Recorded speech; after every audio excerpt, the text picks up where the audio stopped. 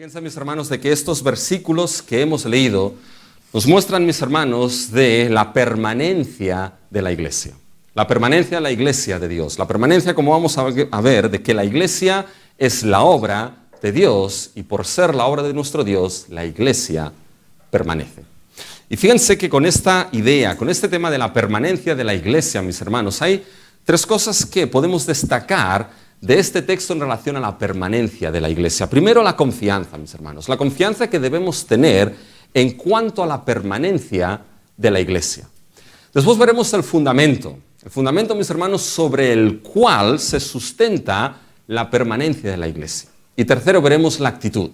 La actitud que debemos tener precisamente por esto. La actitud que debemos tener por la permanencia de la iglesia. Así que vamos a ver estas tres cosas, mis hermanos, en el día de hoy. Primeramente, la confianza.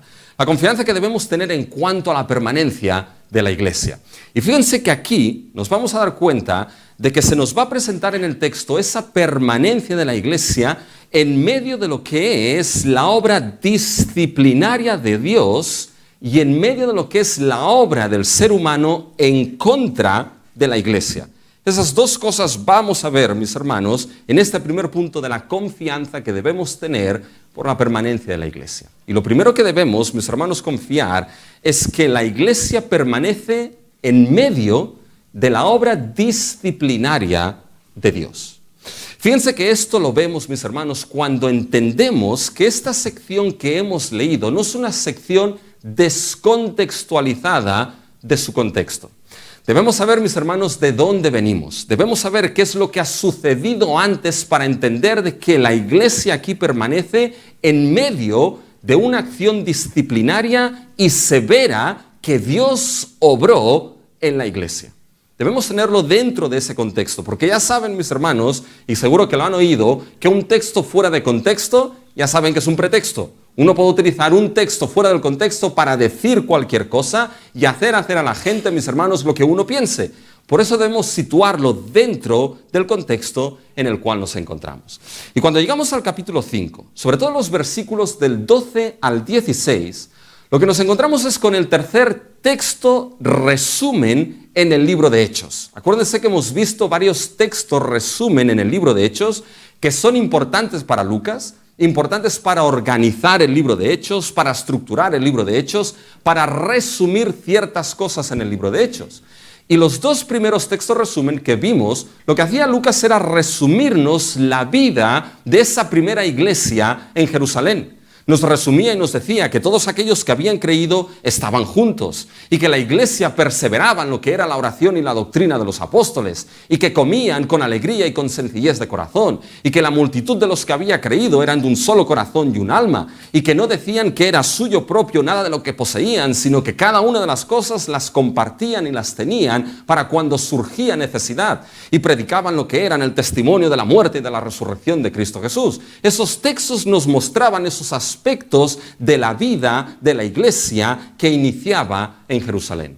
Ahora bien, cuando vamos al capítulo 5, en esos versículos del 12 al 16, el tercer texto resumen, nos vamos a dar cuenta de que aun y cuando se menciona la vida de la iglesia, un énfasis, mis hermanos, va a ser en la permanencia de la iglesia. Que la iglesia permanecía, que la iglesia seguía creciendo. Y fíjense que esto lo vemos cuando llegamos al versículo 12 con un énfasis en los milagros que hacían los apóstoles. Fíjense en el versículo 12, ¿qué es lo que se nos dice? Dice, y por la mano de los apóstoles hacían muchas señales y prodigios en el pueblo, y estaban todos unánimes en el pórtico de Salomón. Fíjense que aquí aparece una frase que ya hemos visto, unas palabras que ya hemos visto en el libro de Hechos, que son las señales y prodigios. Esta frase ya ha aparecido varias veces en el libro de Hechos. Estamos solamente en el capítulo 5. La primera vez que vimos mencionada la idea de señales y prodigios fue en el capítulo 2, versículo 19, donde Pedro, en su primer mensaje citando a Joel, menciona lo siguiente: y daré prodigios arriba en el cielo y señales abajo en la tierra. Esos señales abajo en la tierra, esos prodigios en el cielo, eran la evidencia de algo, la evidencia de que los postreros días, de que los últimos tiempos que Joel anunciaba ahora estaban inaugurados en el tiempo presente. ¿De qué manera? Porque fíjense que esa expresión prodigios, señales, maravillas vuelve a aparecer aplicada a Cristo Jesús en el capítulo 2 y el versículo 22. Fíjense lo que ahí nos encontramos. Varones israelitas, oíd estas palabras. Jesús Nazareno, varón aprobado por Dios entre vosotros con las maravillas, prodigios y señales que Dios hizo entre vosotros por medio de él, como vosotros mismos sabéis. ¿Se dan cuenta otra vez? Esto aplicado a Cristo, no solamente esos prodigios eran la aprobación de que Jesús de Nazaret es el Cristo, el Hijo de Dios, sino que era la evidencia de que ahora esos prodigios y señales que marcaban la realidad de los últimos tiempos en el presente, habían sido traídos, mis hermanos, en el presente por la persona y la obra de Cristo Jesús. Y ahora esta misma frase se aplica a los apóstoles, mis hermanos. En nuestro texto, capítulo 5, versículo 12, fíjense lo que aparece. Y por la mano de los apóstoles se hacían muchas señales y prodigios en el pueblo, y estaban todos unánimes en el pórtico de Salomón. ¿Se dan cuenta? Los prodigios y señales ahora se aplican ¿a quién? Se aplican a los apóstoles, los que eran aplicados a Cristo, los que Dios anunció que marcaría la venida de los últimos tiempos en el presente, mis hermanos. Pero miren bien cómo la Biblia es bien enfática, es bien cuidadosa en el versículo 12 en decirnos que esos prodigios y señales no nos dice que eran hechos por la mano de los apóstoles. ¿En qué sentido? No que eran hechos por los apóstoles de manera directa, sino fíjense, por la mano de los apóstoles, literalmente, a través de la mano de los apóstoles. Es decir, los apóstoles, mis hermanos, eran los canales a través de los cuales estos prodigios y estas señales eran hechos. Ellos no eran los responsables y la fuente primaria de esos prodigios, de esas señales, de esos milagros. Eran el canal a través del cual otro hacía en el presente esos milagros, mis hermanos. Y eso es muy importante porque algo que ya vimos en el libro de Hechos, y lo voy a seguir repitiendo las veces que sea necesaria, mis hermanos, que lo que vemos en el libro de Hechos, aquel que está trabajando en el presente, aquel que trabaja en la historia, mis hermanos, es el Cristo resucitado y exaltado. Que las cosas que el Señor Jesús empezó a hacer y a enseñar en el libro de Lucas, mis hermanos, el Cristo Jesús sigue haciendo y enseñando y obrando en el presente por medio de su Espíritu dado en el día de Pentecostés y por medio de esos hombres escogidos, de esos milagros y la predicación del Evangelio. Por lo tanto, a quien vemos obrando aquí a través de esos apóstoles, mis hermanos, es el Cristo exaltado desde el trono que seguía obrando en el presente. Y esos milagros, mis hermanos, ¿qué eran? Es muy importante. Esos milagros no eran demostraciones simplemente de poder, mis hermanos. Eran la evidencia en la historia de la humanidad de que el reino de los cielos se había acercado. Era la evidencia en el presente de que el reino de salvación se había acercado, de que el evangelio del reino era un evangelio, mis hermanos, de poder, capaz de transformar, capaz de restaurar, capaz de sanar, capaz de salvar, mis hermanos. Era la evidencia del reino de los cielos en el presente. Y fíjense cómo este énfasis en esos milagros aparece en nuestro texto. Lo hemos visto en el versículo 12. Prodigios y señales. Pero fíjense cómo continúa en otros versículos. Fíjense en los versículos 15 y 16 de nuestro texto. Otra vez vuelve a tomarse ese tema. Tanto que sacaban los enfermos a las calles y los ponían en camas y lechos para que al pasar Pedro a lo menos su sombra cayese sobre alguno de ellos. Y aún de las ciudades vecinas, muchos venían a Jerusalén trayendo enfermos atormentados de espíritus inmundos y todos eran sanados. ¿Se dan cuenta, mis hermanos? Lo que se nos muestra aquí son esos milagros que eran la evidencia de ese reino y de ese evangelio, mis hermanos, que transforma, que regenera, que sana, que salva, mis hermanos, porque esas enfermedades, esos endemoniados, simplemente, mis hermanos, eran la evidencia de un ser humano hundido en pecado, de una creación hundida en pecado, y había llevado ese evangelio, mis hermanos, que era capaz, mis hermanos, de transformar, de salvar y hacer libre a aquellos encadenados por el pecado, mis hermanos. Había llegado el poder del evangelio, del reino de nuestro Señor Jesucristo. Ahora bien, ¿para qué había llegado? ¿Había llegado simplemente para hacer demostración de poder y nada más? ¿Había llegado simplemente para sanar a aquellos que estaban enfermos y nada más? No, mis hermanos, esta no era la cuestión. ¿Saben qué es lo que estaba haciendo, mis hermanos, Cristo Jesús a través de su Espíritu y esos apóstoles escogidos? Sitúen en el libro de Hechos. Sitúen esto en el libro de Hechos. ¿Saben lo que estaba haciendo Cristo? Estaba construyendo su iglesia. Estaba edificando a su pueblo. Estaba edificando la iglesia de aquellos que el evangelio salvaba y redimía y llevaba a ese pueblo creado en Cristo Jesús. Fíjense, mis hermanos, que esto lo vemos en nuestro texto. Fíjense en medio de todos esos milagros, esas demostraciones de milagros, fíjense lo que aparece en el versículo 14. Fíjense lo que se nos dice. Y los que creían en el Señor aumentaban más. Gran número así de hombres como de mujeres. ¿Se dan cuenta, mis hermanos? Esto era lo que estaba sucediendo aquí. Y los que creían en el Señor, estos, mis hermanos, formaban parte de la iglesia. Estos formaban parte del pueblo de Dios, porque la iglesia, mis hermanos, son aquellos que han creído en el Señor Jesús. Aquellos que han creído por la gracia en que Jesús es el Cristo, el Hijo de Dios, en su muerte, en su resurrección, en su ascensión, en su vuelta, mis hermanos, es el pueblo redimido por la sangre de Cristo. Es el pueblo que tiene esa misma fe en ese único Salvador que hay, que es Cristo Jesús. Y se nos dice, mis hermanos, aquí, que esos que creían en el Señor aumentaban en número, mis hermanos. Y fíjense lo que vemos aquí, ese número que aumentaba, mis hermanos, de hombres y de mujeres. ¿Saben qué nos muestra esto? Que la iglesia crecía. Tan simple como esto. No buscan cosas raras ahí, mis hermanos. Que la iglesia crecía. Que la iglesia de Cristo en medio de la historia permanecía. Y uno dice, bueno, Rubén, pero esto no es tan sorprendente. Sí que es sorprendente cuando lo situamos, mis hermanos, de dónde venimos. ¿Y saben de dónde venimos?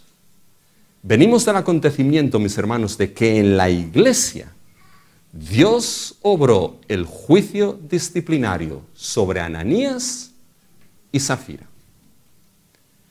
Y fíjense lo que se nos dice bien en nuestro texto. Fíjense los versículos 12 y 13. Fíjense, mis hermanos. Y por la mano de los apóstoles se hacían muchas señales y prodigios en el pueblo. Y estaban todos unánimes en el pórtico de Salomón. Escuchen ahora al 13.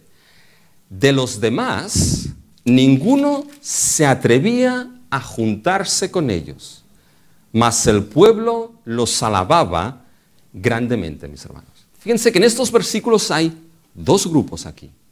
Uno que se nos dice que estaban unánimes, ¿dónde? En el pórtico de Salomón. Un pórtico, mis hermanos, en el templo donde se juntaban lo que eran los apóstoles para predicar y para enseñar el evangelio. Pero se nos dice que había otro grupo. Fíjense el versículo 13. De los demás, del resto, ninguno se atrevía a juntarse con ellos. La cuestión aquí es, ¿quién eran esos demás que no atrevían a juntarse? ¿Quién eran ese resto que no se atrevía a juntar con los que estaban en el pórtico de Salomón? Y saben, hay varias interpretaciones. Hay unos dicen que los que no se atrevían a juntarse, mis hermanos, eran los no creyentes, que habían visto lo que había sucedido con Zafías y Ananías, mis hermanos, y no se atrevían a juntarse con la iglesia. Puede ser, pero esto contradice un poco el versículo 14. Porque el versículo 14 se nos dice, y los que creían en el Señor aumentaban más. ¿Saben quiénes eran esos que creían en el Señor? Aquellos que en un principio no creían en el Señor. Por lo tanto, los no creyentes, mis hermanos. Y esos se juntaban y creían en el Señor. Por tanto, es probable, mis hermanos, es probable que aquellos que se juntaban unánimes en el pórtico de Salomón fuesen los apóstoles, que predicaban y enseñaban el Evangelio, que son los que después son arrestados, los apóstoles. Y aquellos que no se atrevían a juntarse, mis hermanos, es posible que fuesen los mismos creyentes de la iglesia. ¿Saben por qué? Muy bien. Porque algo había sucedido en la iglesia, mis hermanos, que había producido miedo y temor en la iglesia y fuera de la iglesia. Y lo que había sucedido era la muerte de Ananías y Zafira. Fíjense que esto lo vimos, mis hermanos, en este capítulo, pero fíjense, mis hermanos, que lo que sucedió con Ananías y Zafira, esa voz corrió en la iglesia y fuera de la iglesia. Fíjense el versículo 5 de ese mismo capítulo 5. Al oír Ananías estas palabras, cayó y expiró, y vino gran temor sobre todos los que lo oyeron. Fíjense ahora en el versículo 11. Después de que cae Zafira, fíjense el versículo 11, y vino gran temor sobre toda la iglesia y sobre todos los que oyeron estas cosas. Mis hermanos, lo de Zafira y Ananías produjo temor ¿sobre quién? Produjo temor sobre la iglesia, versículo 11, y produjo temor sobre todos los que lo oyeron fuera de la iglesia. Y recuerden qué es lo que vimos que sucedió con Zafira y Ananías, mis hermanos. Acuérdense que su pecado fue mentir al Espíritu Santo, ¿se acuerdan? Pero acuérdense que fue un pecado, mis hermanos, esa mentira contra el Espíritu Santo que atentaba directamente contra la unidad de la iglesia que se estaba formando por la obra de Cristo y por medio del Espíritu. Esa unidad en la que se tenía todo en común, incluso en medio de la necesidad. Ese pecado que atentó directamente contra el propósito del Espíritu Santo de crear un pueblo, de que en medio de la necesidad está unido con una misma fe y que tiene las mismas cosas en común, mis hermanos. Y las consecuencias de ese pecado, de esa hipocresía delante de Dios, pensando que podían engañarlo, mis hermanos, lo que trajo para Ananías y Zafira fue el juicio disciplinario de Dios. Ya comentamos que posiblemente Ananías y Zafira eran creyentes de esa iglesia, mis hermanos. Y ese pecado trajo el juicio disciplinario, la forma extrema de disciplina dentro de esa iglesia. Y dijimos, esto sorprende, pero no es solamente, dijimos, de Ananías y Zafira, ¿se acuerdan? Lo vimos también, mis hermanos, en otra situación en la carta a los Corintios. Cuando Pablo escribe a los Corintios, 1 Corintios capítulo 11, y le muestra básicamente la hipocresía de esos ricos que se acercaban a la mesa del Señor, dividiendo y sin discernir el cuerpo de Cristo. Los ricos se acercaban a la mesa del Señor, comiéndose su comida y comiéndose su carne, mientras los pobres de la congregación, ¿qué pasaba con ellos? Ni les interesaban, sino que les despreciaban y no tenían en cuenta la necesidad de ellos. Pero después se acercaban a la mesa del Señor, que lo que muestra es la unidad de que somos un solo cuerpo, y se acercaban de manera hipócrita diciendo somos uno, mientras desconsidero a mi hermano más pobre. Y en esa situación Pablo a los Corintios les dice lo siguiente, en el capítulo 11, versículo 30, por lo cual hay muchos enfermos y debilitados entre vosotros, y muchos duermen. Dios obró esa disciplina extrema en esa congregación. A veces nos olvidamos, mis hermanos, de que muchas veces el juicio tiene que empezar primeramente por la casa de Dios. Fíjense lo que dice 1 de Pedro, capítulo 4, versículo 17. Porque es tiempo de que el juicio comience por la casa de Dios. Y si primero comienza por nosotros, ¿cuál será el fin de aquellos que no obedecen al Evangelio de Dios? Si Dios es capaz muchas veces de ejercer ese juicio disciplinario en su casa, mis hermanos, ¿qué será de aquellos que rechazan a Cristo Jesús? ¿Se dan cuenta, mis hermanos? Fíjense que esto lo que nos mostraba era algo importante.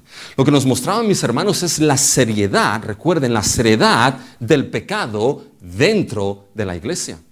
Lo que nos mostraba, mis hermanos, es cuánto Dios valora la santidad de su iglesia y la unidad de su iglesia.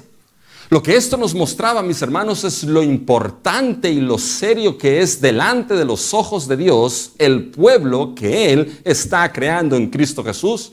Lo importante que es la iglesia para Dios, mis hermanos, y que la iglesia no es cualquier cosa para jugar con ella, mis hermanos. Y fíjense que esto nos pone de relieve esto. Fíjense que de aquí entonces dice, bueno, de los demás, ninguno se atrevía a juntarse con ellos. Y el pueblo o el resto se nos dice que alababa, es decir, alababa ¿en qué sentido? Consideraba ese pueblo cuidado, esa iglesia cuidado, porque no es cualquier cosa. Hay importancia ahí, mis hermanos. Fíjense que la verdad es que esto no es una muy buena técnica evangelística, la verdad. Decir, oye, vente a la iglesia donde te puedes morir. Esto no ayuda mucho. O vente a la iglesia donde en cualquier momento puedes caer expirado al momento sin saber nada. La verdad es, mis hermanos, es que no hay mucha función evangelística aquí, mis hermanos. Pero saben que eso es una reflexión personal, evidentemente, de que debemos reflexionar de lo importante de que es la unidad, la santidad y la iglesia delante de nuestro Dios. Pero saben, uno se pregunta aquí, bueno, si Dios fue capaz de obrar ese juicio disciplinario en medio de su pueblo, ¿qué va a pasar con la iglesia? Porque, mis hermanos, visto así, no quedaría ni uno. El que esté libre de pecado, que tire la primera piedra. ¿Qué es lo que va a pasar con la iglesia? ¿Y saben qué es lo que va a pasar, mis hermanos? Nada. Nada, mis hermanos, porque ese acto de disciplina de Dios fue el medio de gracia por el cual Dios, mis hermanos, mantuvo y mantiene a su iglesia santa, pura y unida, mis hermanos. Nada va a suceder porque fíjense que en esa situación, miren lo que dice el versículo 13 y 14, mis hermanos. De los demás ninguno se atrevía a juntarse con ellos, mas el pueblo los alababa grandemente y los que creían en el Señor aumentaban más. Gran número así de hombres como de mujeres, mis hermanos. ¿Qué es lo que sucedió después de ese acto disciplinario de Dios en medio de su iglesia? ¿Qué es lo que sucedió? ¿Saben qué es lo que sucedió? Que el número de los que creían en el Señor aumentaba más. Y aumentaba tanto de hombres como de mujeres. Y la iglesia, mis hermanos, crecía. Y la iglesia permanecía incluso en medio de ese acto disciplinario de Dios en medio de su pueblo. Porque esa disciplina, mis hermanos, ejercida por Dios, ¿qué es lo que fue? Fue, mis hermanos, es el medio de gracia por el cual Dios salvaguardó a esa iglesia. Dios cuidó la unidad de esa iglesia. Dios cuidó la santidad de esa iglesia, mis hermanos. Cuando llegamos del verano a casa, nos encontramos la gran sorpresa de que teníamos la cocina atascada, mis hermanos. Qué gozo es ver esto, mis hermanos. Y que no baja el agua de ninguna manera, mis hermanos. De tal manera que tuvimos que llamar al seguro para que viniesen a desatascarnos la cocina, mis hermanos. Si llegó ahí un hombre con una serie de aparatos y le puso una manguera dentro de lo que era la cañería y empezó a meterle agua ahí, a meterle agua, mis hermanos. Lo que salió de esa cañería, ni se lo imaginan, mis hermanos. No es que comamos cosas raras, pero lo que salió de ahí, mis hermanos, la porquería secreta que salió de ahí en esa tubería. Las cosas pegadas que había en esa tubería. Mis hermanos, las cosas secretas, porquería que había ahí, salieron todas. ¿Y saben cuando salió esos tapones? ¿Saben lo que pasó entonces? El agua fluyó nuevamente por la cañería, mis hermanos. Y ese ejercicio disciplinario de Dios, mis hermanos, fue eso. Fue sacar ese tapón escondido dentro de esa iglesia para que el agua, mis hermanos, fluya. Para que esa iglesia creciese. Para que esa iglesia fuese guardada. Para que su santidad salvaguardada. Para que su unidad salvaguardada. Para que la iglesia y el número de los que habían creído aumentase de hombres y mujeres. ¿Saben? El domingo pasado, mis hermanos, en la escuela dominical, un hermano que se había leído la historia de Ananías y Zafira previamente al mensaje, me dijo, siendo así, no quedaríamos ni uno. ¿Ya? Eso es lo que me dijo. Mis hermanos, Uno se pregunta, bueno, ¿Dios puede actuar así hoy en día en medio de su pueblo? Y déjenme que le responda como Jonathan Edwards dijo, yo no voy a limitar a Dios en lo que Él nos ha limitado a sí mismo, mis hermanos. Dios puede actuar así. Pero hay algo que debemos entender cuando llegamos a la iglesia, mis hermanos, que ahora Dios de una manera sorprendente ha delegado el ejercicio de la disciplina a su iglesia. No me malentiendan, no quiere decir esto ahora que tengamos que ir matando a gente aquí, no. Es la idea, mis hermanos, de que ahora la disciplina está en la iglesia. Y tenemos que pensar en algo, mis hermanos, de que a veces podemos caer, mis hermanos, en el error o el temor de decir, bueno, no vamos a hacer esto porque entonces, si se ejerce esto, ¿qué pasará con la iglesia? Y si se ejerce disciplina cuando tiene que ejercerse, ¿qué pasará con tal persona? ¿Se enfadará o no se enfadará? ¿Se enfadará su familia o no se enfadará su familia? ¿Se enfadarán sus amigos o no se enfadarán sus amigos? ¿Se irán o no se irán, mis hermanos? Pero debemos entender, mis hermanos, de que la disciplina es algo que Dios ha dado a su iglesia y que sirve precisamente muchas veces para lo que vemos aquí. Y a veces, mis hermanos, ese tapón sale y el número de los que creen en el Señor aumentaba en gran manera. ¿Se dan cuenta? La confianza de que incluso en medio de ese juicio disciplinario la iglesia permanecía. Pero permanecía también, mis hermanos, la iglesia. Debemos saber que permanece aún y en contra de la obra humana, en contra de la iglesia. Fíjense que esta es la segunda sección. Fíjense que ahora, después de esto, mis hermanos, nos encontramos cómo esos saduceos actuaron contra lo que eran los apóstoles. Y fíjense que volvemos ahora a la persecución. Esa persecución que ya empezó con Pedro y Juan, ¿se acuerdan? Ahora volvemos aquí. Llegan los fariseos, mis hermanos, los arrestan y los llevan a la cárcel.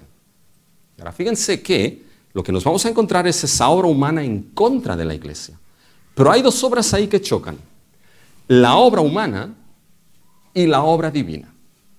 Y nos damos cuenta de que incluso, mis hermanos, la iglesia permanece aún y la obra humana en contra de esa iglesia. Fíjense los versículos 17 y 18, son fáciles de entender, fíjense lo que sucede. Entonces, levantando el sumo sacerdote y todos los que estaban con él, esto es, la secta de los saduceos, se llenaron de celos, echaron mano a los apóstoles y los pusieron en la cárcel pública. ¿Esto qué es? La obra humana.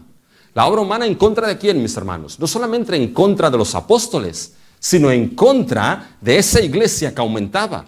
Porque a través del testimonio de los apóstoles, el evangelio era predicado y la iglesia entonces, ¿qué hacía, mis hermanos? La iglesia crecía. Y aquí encontramos esos saduceos y dice, vamos a ir en contra de esos apóstoles. Los tomaron y los pusieron en la cárcel, la obra humana en contra de la iglesia. Pero ¿quién se esperaba de ellos, mis hermanos, que habría la obra divina? ¿Y qué es lo que hizo Dios, mis hermanos? Envió un ángel del Señor, mis hermanos, que suena como el ángel de Jehová en el Antiguo Testamento, ¿ya? Un ángel del Señor. Sea lo que sea, mis hermanos, un agente divino, un enviado de Dios, que lo que hizo, mis hermanos, fue liberar a esos apóstoles. Fíjense cuando llevamos, mis hermanos, a nuestro texto, versículo 19 en adelante. Mas un ángel del Señor, abriendo de noche las puertas de la cárcel y sacándolos. ¿Qué es lo que hizo ese ángel, mis hermanos? Abrió las puertas de la cárcel para liberarlos. Y uno dice, bueno, Rubén, esto no es muy difícil de entender. No, pero es importante, ¿saben por qué? Es importante que se diga, abrió las puertas. Es muy importante, porque evidentemente si no las abre no salen, ¿ya? Abrió las puertas. Pero es que esto contrasta, mis hermanos, con el versículo 21 al 23. Cuando van a buscar después a esos apóstoles y llegan aquellos que dan el informe, y fíjense a partir del versículo, mis hermanos, 21 adelante. Habiendo oído esto, entraron de mañana en el templo y enseñaban, entrando, y vinieron el sumo sacerdote, los que estaban con él, y convocaron al concilio a todos los ancianos de los hijos de Israel y enviaron a la cárcel para que fuesen traídos. Pero cuando llegaron los alguaciles, no los hallaron en la cárcel, entonces vinieron y dieron aviso. Y fíjense lo que dicen ahora en el aviso, Abrió las puertas el ángel. Fíjense el énfasis en el versículo 23, diciendo, por cierto, la cárcel hemos hallado cerrada con toda seguridad, y los guardianes afuera de pie ante las puertas, mas cuando abrimos, por lo tanto si las abrieron tenían que estar ¿qué? Cerradas, a nadie hallamos dentro. Fíjense, dice, esto puede parecer simple, pero oye, no es simple. El ángel abrió las puertas. Y cuando llegan los alguaciles ahí, llegan a la cárcel, les dice, por cierto, les dicen, oye, la cárcel estaba cerrada, pero Lucas es enfático, no de cualquier manera, cerrada con toda seguridad. Y tuvimos que abrir las puertas porque estaban, ¿qué? Cerradas, mis hermanos. Y no creo que fuese un golpe de viento después de que salió el ángel, mis hermanos, y cerró las puertas. No creo que fuera el ángel que sacaba a los apóstoles y dijo, ay, esperar un momento, que siempre tienen que cerrarse las puertas antes de salir. No creo que fuese eso, mis hermanos. Es que para los apóstoles las puertas fueron abiertas. Para el resto, las puertas y la cárcel, ¿cómo estaba? Estaba cerrada y cerrada con toda seguridad, mis hermanos. ¿Cómo es esto posible? ¿Saben cómo es posible? No tengo idea. Por eso se llama, mis hermanos, un milagro. Por eso se llama un milagro, mis hermanos. Pero fíjense qué es lo que vemos aquí, mis hermanos. El ángel los liberó. ¿Pero los liberó para qué? Miren los dos imperativos del ángel. Fíjense los dos imperativos en el versículo 20 y 21. Id, este es el primer imperativo. Id, y puestos en pie en el templo, segundo imperativo, anunciad. Id y anunciad al pueblo, ¿qué es lo que dice? Todas las palabras de vida. Precioso esto, mis hermanos. Esto es una frase para el evangelio. Fueron liberados y ahora id. Id y anunciad, no unas cuantas, no, el texto es enfático aquí. Todas las palabras de vida. Todas las palabras que tienen que ver con ese evangelio de vida. Y cuando dice todas, mis hermanos, es anunciar esas palabras de vida incluso con juicio, disciplina y pecado. Pero anunciar todas estas palabras de vida no solamente en juicio, sino también en gracia. No solamente en pecado, sino también en perdón. Todas, porque todas estas palabras son ¿qué? Son palabras de vida eterna para aquellos que se arrepienten y creen en ellas, mis hermanos. ¿Se dan cuenta? Los liberó para que anunciasen el evangelio. ¿Y por qué esto era tan importante? ¿Saben por qué era importante, mis hermanos? Porque era en ese evangelio, mis hermanos, que la iglesia se sustentaba, que la iglesia crecía y que la iglesia, mis hermanos, permanecía, mis hermanos. Y la obra de Dios sacó a estos apóstoles para que predicasen ese evangelio que sobre el cual la iglesia de Cristo permanece y permanecerá para siempre. Por lo tanto, fíjense, mis hermanos, que aún y la obra del ser humano en contra de la iglesia, ¿qué es lo que vemos, mis hermanos? Que la iglesia permanece. Y mis hermanos, esto es de gran confianza para nosotros. Mis hermanos, nunca podemos perder de vista que la iglesia permanece y confiar que permanece aún y cuando a veces Dios puede ejercer como Padre amoroso su disciplina en medio de su pueblo. Gloria a Dios, porque esto implica que no nos considera bastardos sino hijos suyos, mis hermanos, y es para que su pueblo permanezca y crezca. Pero tenemos que tener la confianza que en un mundo, mis hermanos, cuya obra es constante en contra del evangelio y de la iglesia de Cristo Jesús por los valores del reino que sustenta, mis hermanos, da igual lo que el mundo haga, porque la iglesia permanece sobre el evangelio como la obra de Dios que es. Y Lutero lo tenía muy claro cuando fue a la dieta de Worms, mis hermanos, que ahí se enfrentó con toda la curia y la realeza, mis hermanos, y escribió un himno que cantamos mucho, ¿se acuerdan? Castillo fuerte es nuestro Dios. Y mis hermanos, ahí escribió Lutero, aunque estén 1000 demonios a devorarnos, no temeremos porque nuestro Dios sabrá cómo qué, sabrá cómo ampararnos. Y muestre todo su furor, Satán y su vigor, mis hermanos, que vencido está ya, ¿por qué? Por la palabra santa, mis hermanos. Y eso es el evangelio. Y esos demonios eran el rey y la curia que escribió ahí. Demonios en este mundo pueden levantarse contra la iglesia de Cristo, pero la iglesia de Cristo permanecerá. ¿Saben por qué? Porque tiene un fundamento sublime la iglesia de Cristo. Un fundamento que es inmovible. Y ahora pasamos al segundo punto. Fíjense, mis hermanos, el fundamento sobre el que se sustenta la permanencia de la iglesia. Y es el fundamento, primeramente, simple, pero importante. El fundamento del evangelio de Jesucristo. Ese es el fundamento de la iglesia. Fíjense que ahora entramos en la sección de los versículos del 25 al 39, y es una sección larga. Pero no se preocupen, ¿ya? No se preocupen, ¿ya? Porque en esa sección larga, mis hermanos, encontramos dos diálogos.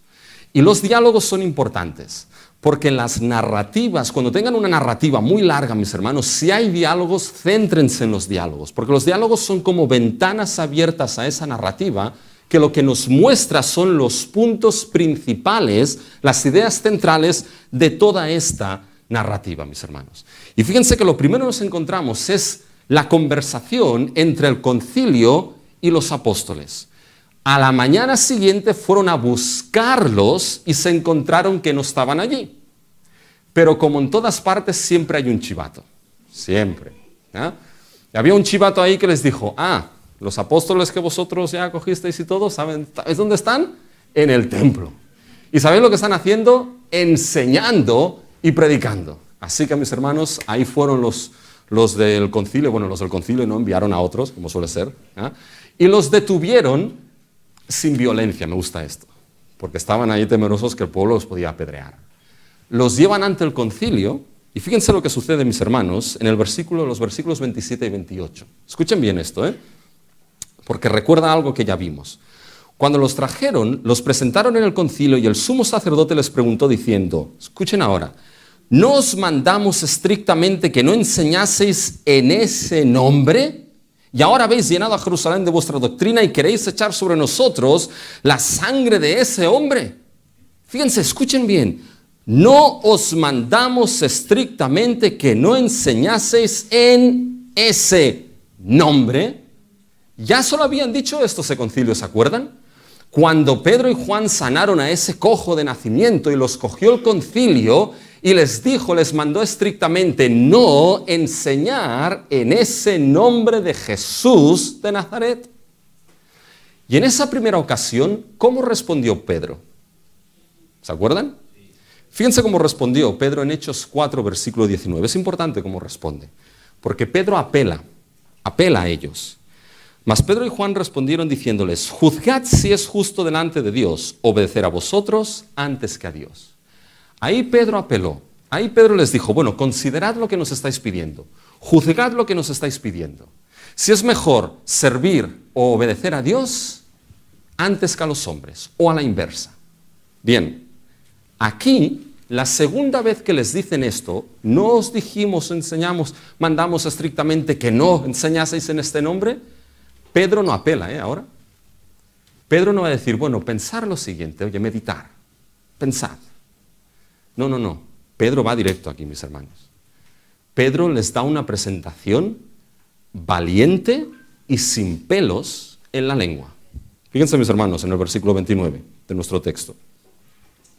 Respondió Pedro y los apóstoles y dijeron, es necesario obedecer a Dios antes que a los hombres. ¿Se dan cuenta? No apela aquí Pedro. Punto, se acabó. Saduceos, concilio, es necesario obedecer a Dios antes que a vosotros. Eso es valiente, Está delante del concilio. Eso es valiente. ¿Y saben lo que ahora hace Pedro, mis hermanos?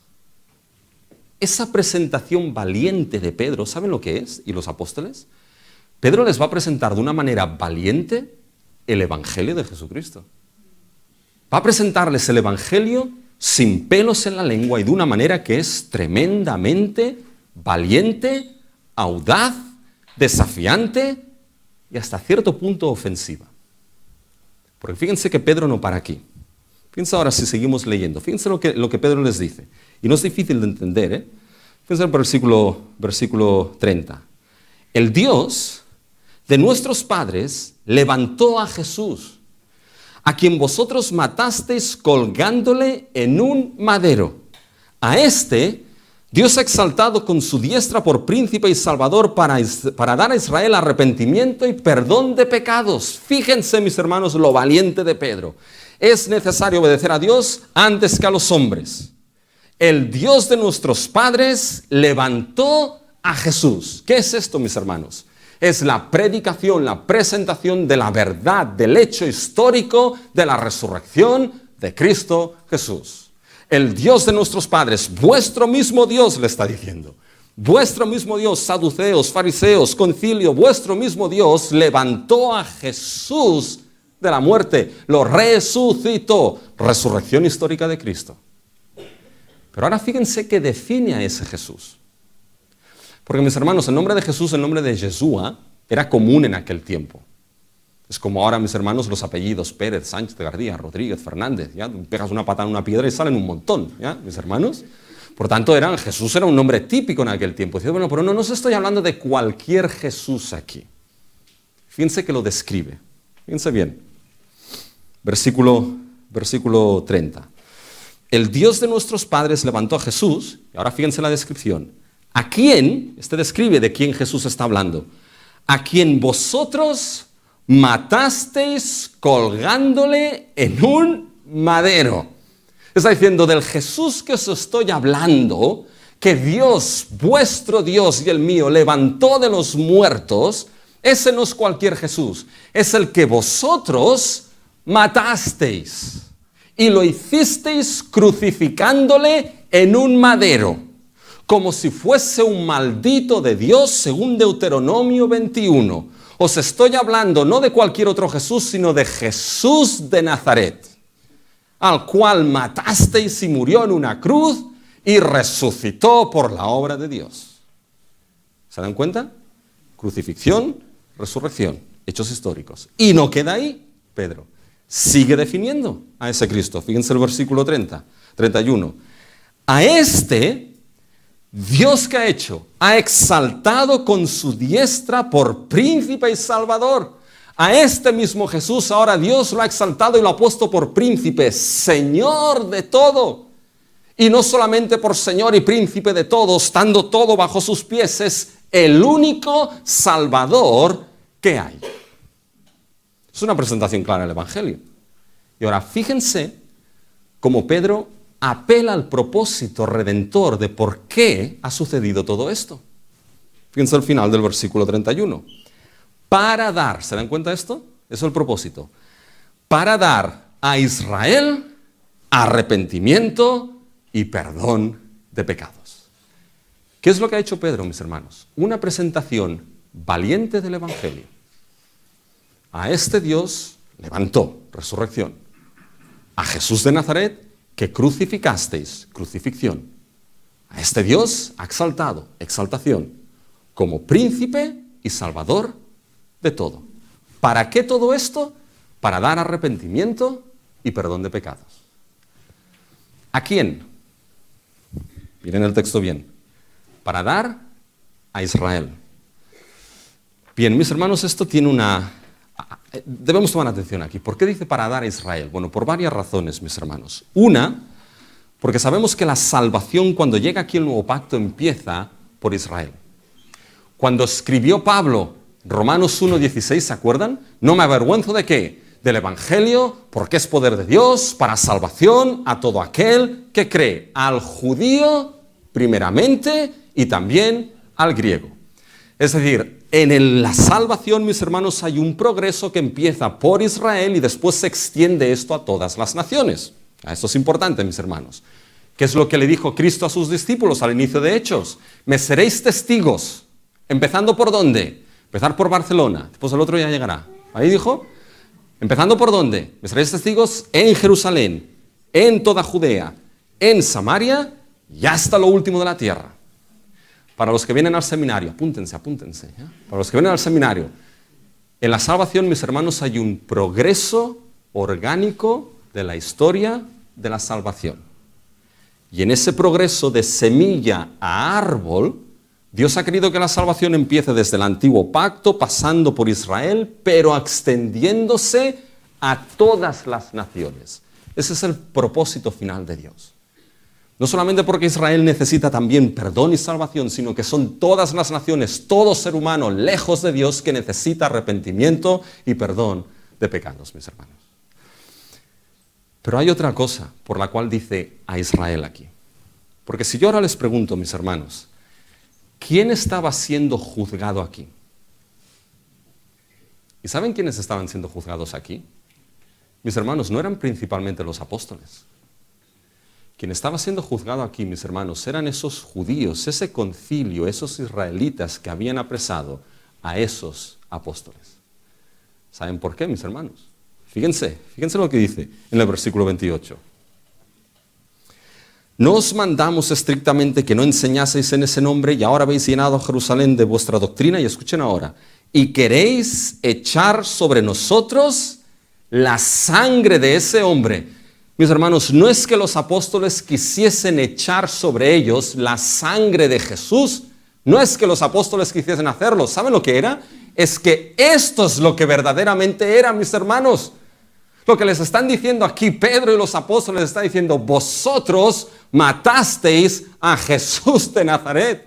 Vosotros crucificasteis al príncipe, vosotros crucificasteis al Salvador. Sí, según el determinado conocimiento y anticipado conocimiento de Dios, pero matasteis al Cristo. Matasteis al Hijo de Dios. Pusisteis a Cristo en una cruz. La cruz es la muestra de vuestro odio, de vuestro insulto y de vuestro rechazo contra Jesucristo. Este es vuestro pecado. Toma. En la cara, mis hermanos.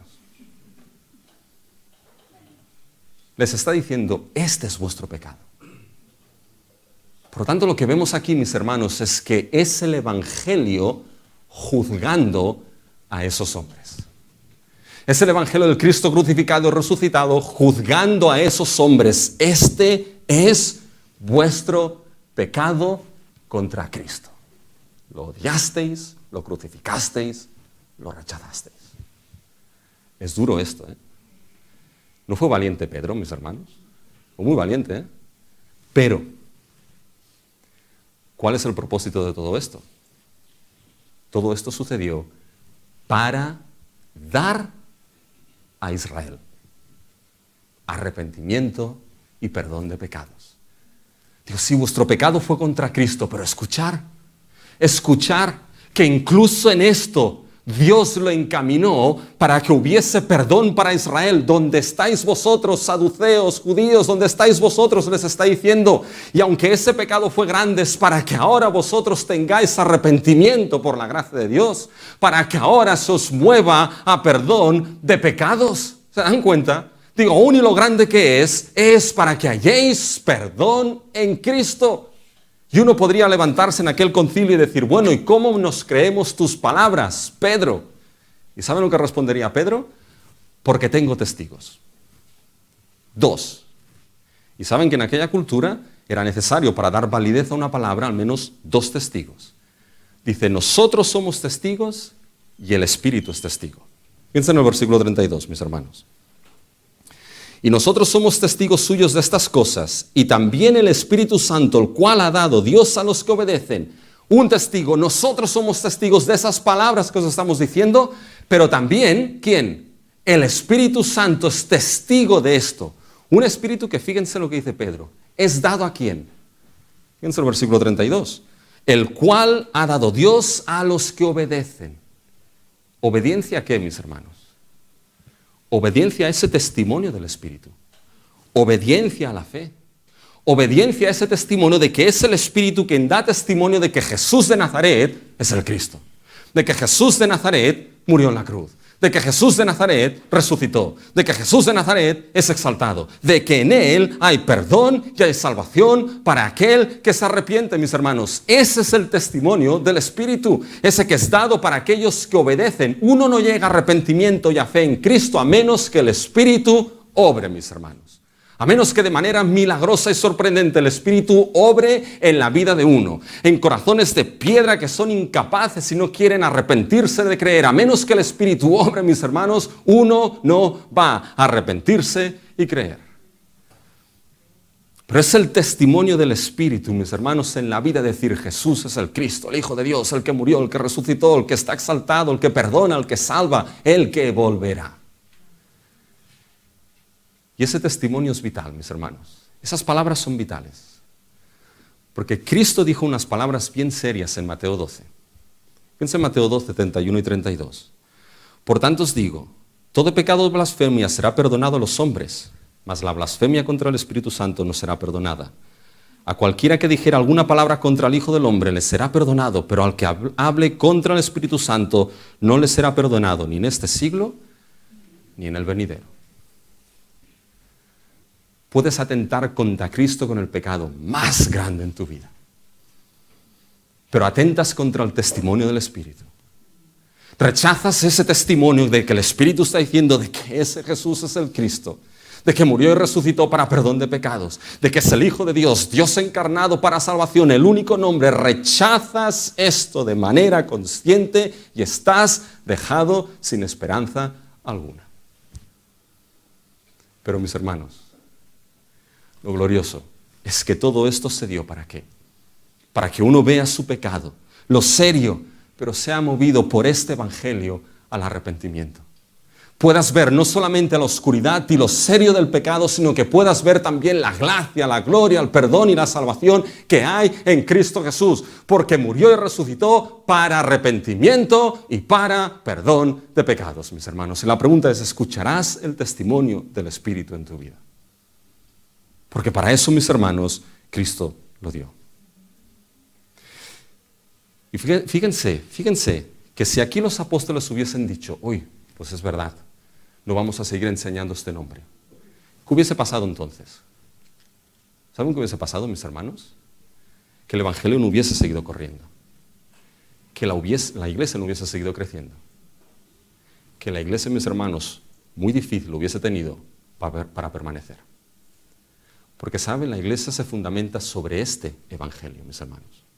Sobre el evangelio que anuncia la muerte y la resurrección histórica de Cristo. Su exaltación y su venida histórica, mis hermanos. Sobre el evangelio que anuncia de manera, mis hermanos, con valentía lo que es la realidad del pecado en el ser humano, mis hermanos.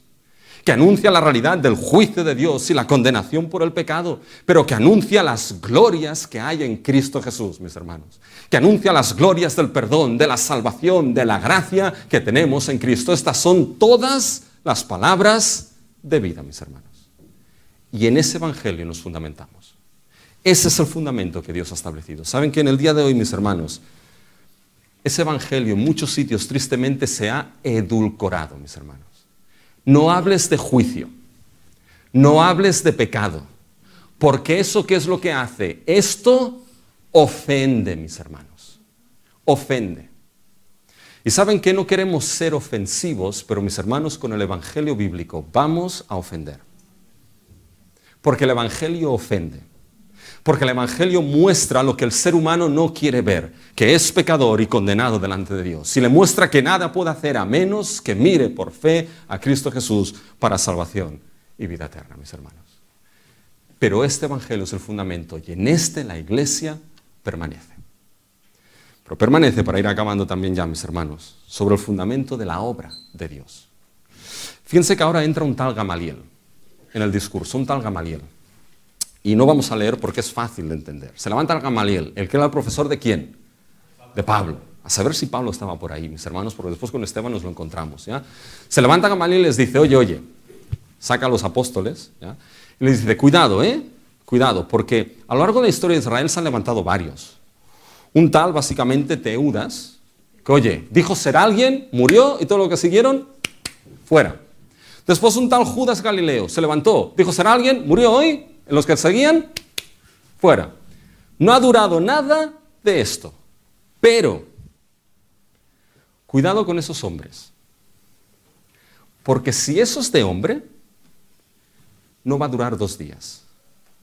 ¿Pero qué les dice Gamaliel? Pero si esto es obra de Dios, miren el 39, mas si es de Dios, no la podréis destruir. No seáis tal vez hallados luchando contra Dios. Si esto es la obra de Dios, no vais a poder destruirla.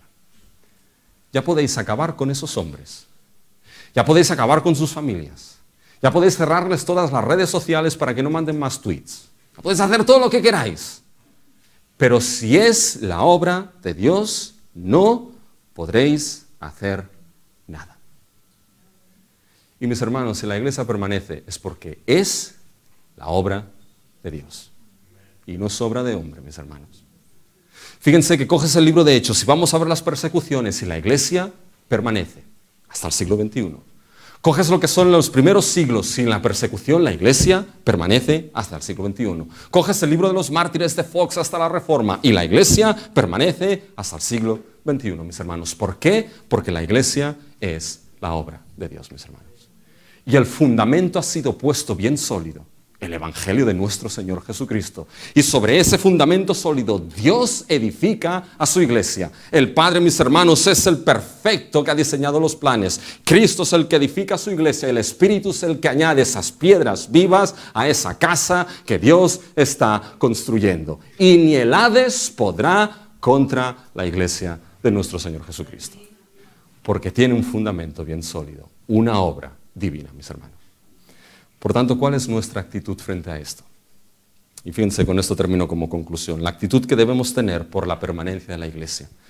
¿Saben cuál es la actitud, mis hermanos? Una gloriosa proclamación de Jesús el Cristo. Fíjense cómo termina ahora en los versículos 41 y 42. Y ellos salieron de la presencia del concilio, es decir, el concilio los dejó ir. Les azotaron, Por tanto, la persecución ahora va aumentando, La última vez no los azotaron, aquí sí. Pero fíjense cómo salen. Después de salir azotados, juzgados, fíjense. Y ellos salieron de la presencia del concilio gozosos de haber sido tenidos por dignos de padecer afrenta por causa de Cristo, mis hermanos. Yo creo que ahí estaban esos saduceos, algunos sorprendidos. Los azotamos y salen gozosos de haber sufrido. Otros estaban irritados. Es que encima los azotamos y encima están contentos estos, ¿ya? Otros, mis hermanos, que no entendían lo que pasaba. Pero salieron, mis hermanos, fíjense, gozosos. Nuestro tiempo no entiende esto, mis hermanos. Algo que intenta evitarse en nuestro tiempo de hoy en día es el sufrimiento. En la enfermedad se quiere evitar el sufrimiento y es legítimo mis hermanos, y debe hacerse.